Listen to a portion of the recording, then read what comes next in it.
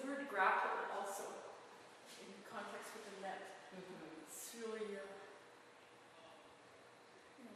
feel like you've been fished. Yeah, well, a grapple is, a word that has, it's not one directional, right? It's like if you grapple something, it comes back. This is called the Tangler.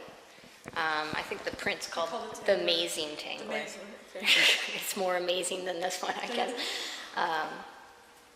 Yeah, I mean, I guess I call it a Tangler because,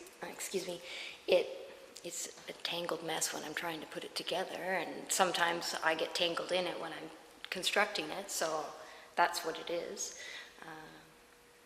And I think a lot of the names that I've given these sculptures and the prints, once again, give that reference back to wrestling. I mean, the whole idea of somebody being the Tangler, that being their stage name, and so this is my opponent. The Tangler is my opponent. Not you. No, not me. That's my opponent. And how did you come up with the shape? The shape. How did I come up with that shape? Well, it started as that mound shape in that print, and then so it started at the mound. I decided I needed a system to attach these two so that I didn't have to make the whole thing out of this, because that would just be way too much weight.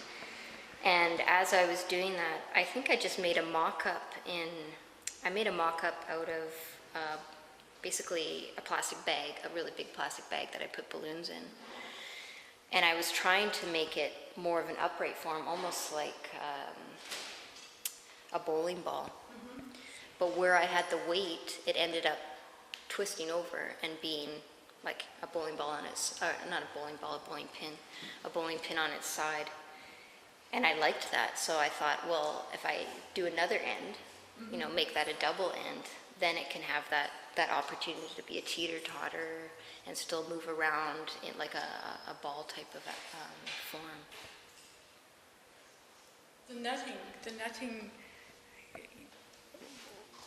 it's full of meaning to lots of people to have a net over something. What does it mean to you? To me, the net is one of those perfect collapsible structures. I'm very interested in structures that move, and being a sculptor, I'm interested in making things get smaller so I can ship them and stuff like that. And so to make a net that has, these are all little separate pieces, so it can collapse this way or it can collapse that way, then I don't have to think about making the net a shape, because it will take any shape I put it on. So me, it's just one of those perfect systems. To me, it doesn't reference fishing or capture or things like that. It's just, once again, a perfect system, kind of like the ring structure is a way of getting to a perfect system. And that's my interest in, science and stuff like that. How much interplay has your audience gone into with this? Are people nervous about it? Are they afraid of it? Do they need the encouragement? I think it depends on the person.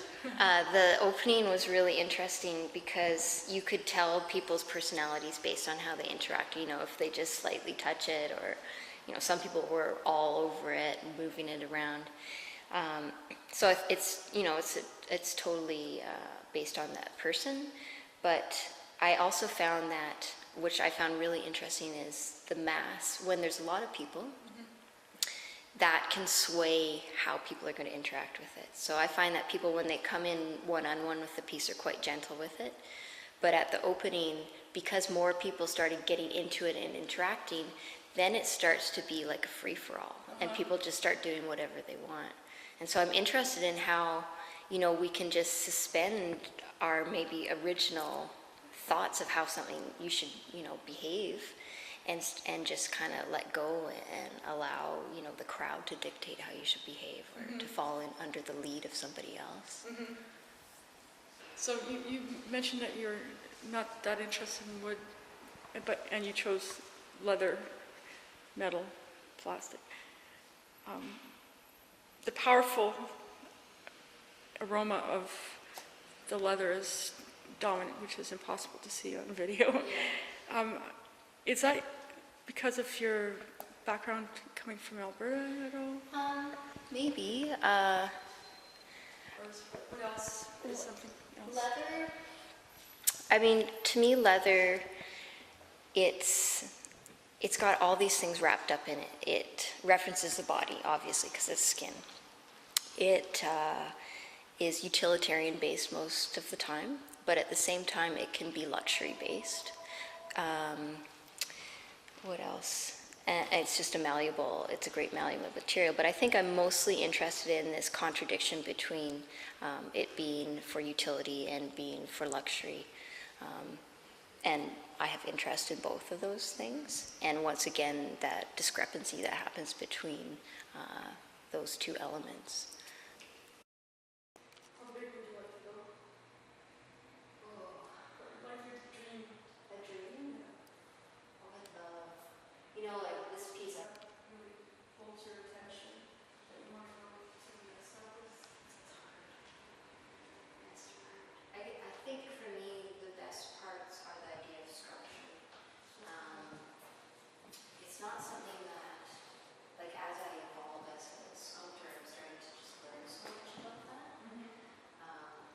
And so right now, I think that's what Do you consider this piece to be that at all? This kind of the embodiment of confusion and enlightenment at the same time?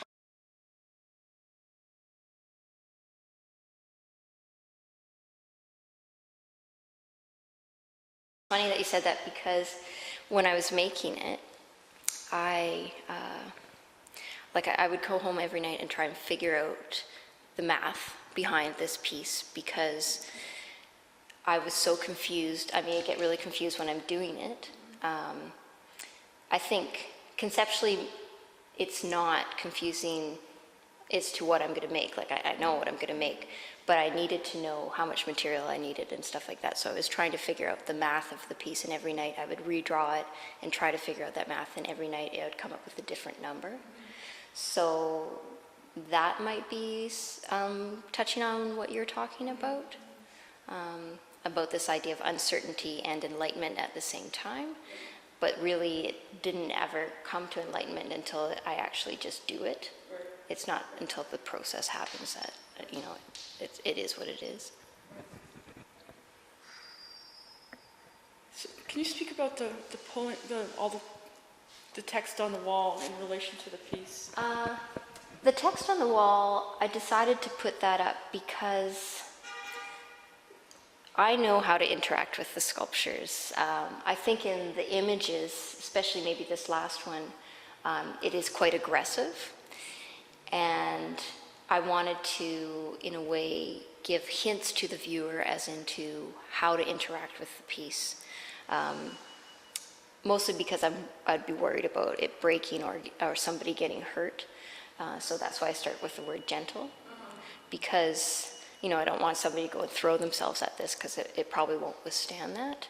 So, I mean, it's just really literary clues as to how to interact with the piece. Plus it's on a pedestal. Yeah, and plus it's on a pedestal, which is that, don't touch it kind of thing. And I find that with most interactive things, you need some sort of clue for the viewer to how to participate.